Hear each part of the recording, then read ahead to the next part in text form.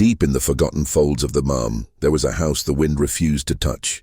Locals whispered of the pale figures who drifted like ghosts through rotting pine and fog. They were never seen without their masks, not once. Children swore they saw them in the windows at dusk, sitting perfectly still, their heads tilting in unison when someone passed. No laughter, no voices, only silence, and porcelain faces that never blinked. Neighbors said the sisters were hiding something worse than scars, worse than sickness. Their faces, they claimed, weren't human anymore.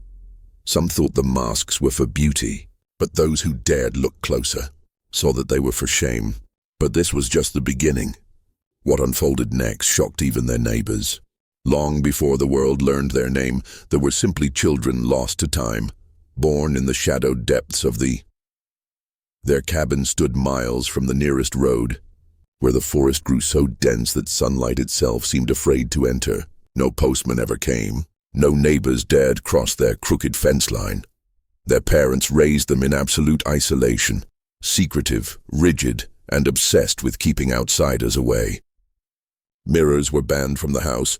Visitors were turned away at the door, sometimes at gunpoint.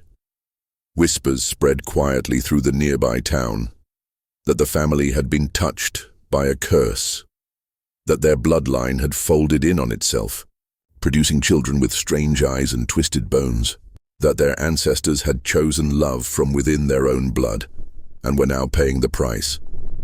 Local children were warned to never play near the Whitakers' land, because some said if you stared too long at their windows, the faces staring back weren't human at all. But the truth was far darker. What secret made the villagers too afraid to speak? The first whispers of something unnatural began with a lone traveler. Lost among the cold, jagged slopes he stumbled upon a sagging wooden cabin just as night swallowed the hills. Grateful for warmth, he knocked, and the sisters answered. At first, their faces seemed pale from the dim lamplight, almost like masks. But when one turned her head, the edge of her smile cracked too far, and the mask slipped. He saw sunken eyes, twisted jaws, bone shifting beneath skin. The traveler bolted from the cabin into the night, screaming through the trees. Later, when he told the locals, they only laughed, dismissing him as a drunk fool.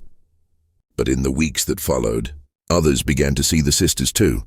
But this was only the first truth. What happened when the entire family became trapped in this cycle? Word of the traveler's encounter spread like wildfire, though only in whispers. At the lone gas station on the edge of the villagers huddled in dim corners, their candlelit faces trembling as they spoke. No one dared speak the sisters' names above a whisper, not even in daylight. The old church elders grew restless. They gathered the children close during sermons, their voices sharp and fearful. Never go near their land, never speak their names, but fear could not stop curiosity. At night, distant eyes watched from the hills as the sisters' cabin came alive with flickering lights. Faint, eerie humming drifted through the trees like a spell, as though something unnatural was stirring inside. But the undeniable evidence came when a doctor examined their children. What did he see? The town's fragile silence shattered when one of the masked sisters collapsed on the dusty main road. Her body was limp, yet her mask stayed fixed in place. For the first time, she was carried into the small clinic on the edge of the local doctor, a man who had seen every sickness and wound this land could inflict, trembled as he reached for her mask. With a slow, shaking hand, he lifted it away. What he saw made the blood drain from his face. Her skull was warped, her eye sockets uneven, her jaw fused almost shut, as though her bones had forgotten how to be human. Veins curled across her pale skin like roots in dry soil, and she did not flinch. She only stared at him with wide, hollow eyes. In his notes, written hours later with a trembling hand, the doctor described it in one line. This is nature turned inward on itself. The price of bloodlines folded too many times. He warned the town elders that this was no illness. It was the mark of generations of close blood unions, an inheritance of deformity. And this was just the first generation. Imagine what happened to the next. The doctor's warning sent the elders digging through old records, brittle with age and heavy with dust. What they uncovered was not just shocking. It was monstrous. Their bloodline stretched back more than a century, buried deep within the untouched by the outside world. In those hills, cousin had married cousin. Children had grown up only to marry their own parents. Every branch of their family tree curled back inward, like roots choking themselves. With each generation, their minds frayed further, once gentle farmers turning silent, reclusive, and strange. Their bodies began to betray them, skulls shrinking, jaws fusing, spines bending like dry twigs. What began as whispers of a curse had become something much worse, a bloodline eating itself alive.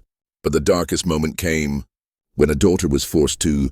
What came next plunged their legacy into something beyond tragedy. It became unspeakable.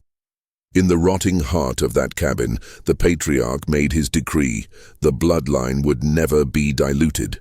No outsiders, no new faces, only his own blood, forever.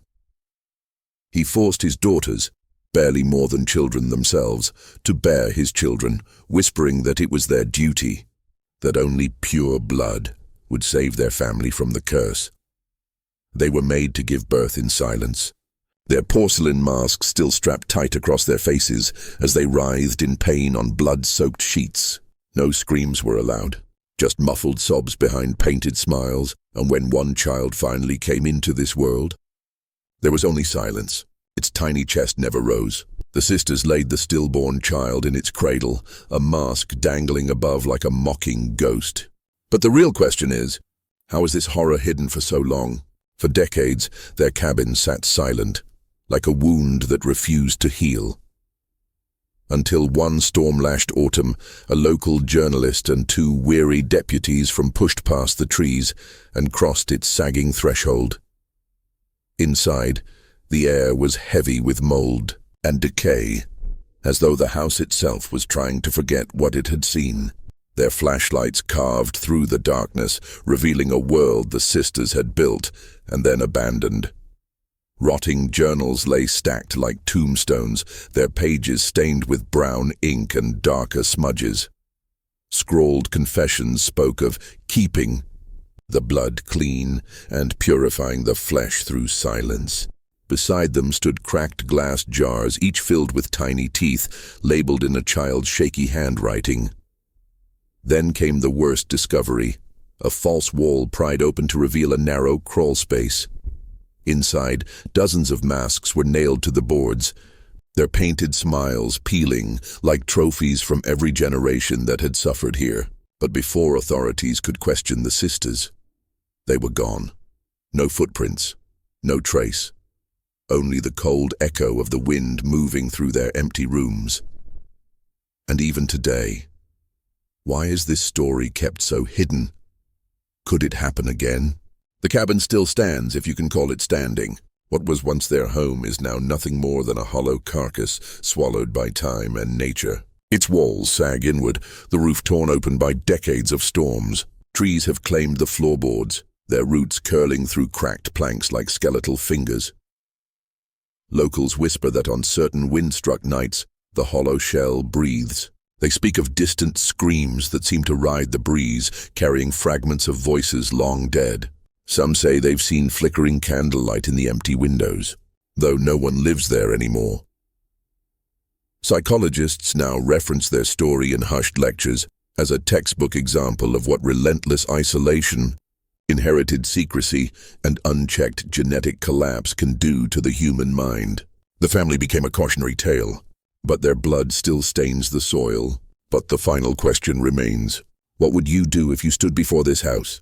And so the tale closes, or perhaps it only sleeps. What began as a family hidden in the hills became a slow-motion collapse across generations. Cousins marrying cousins, children raised in silence and secrecy, love curdled into something unrecognizable. Their masks hid the rot, but behind closed doors their lineage withered, minds crumbling, bodies breaking beneath the weight of their own bloodline. For decades, no one dared speak their names.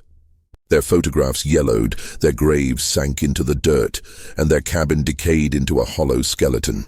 But the echoes never stopped.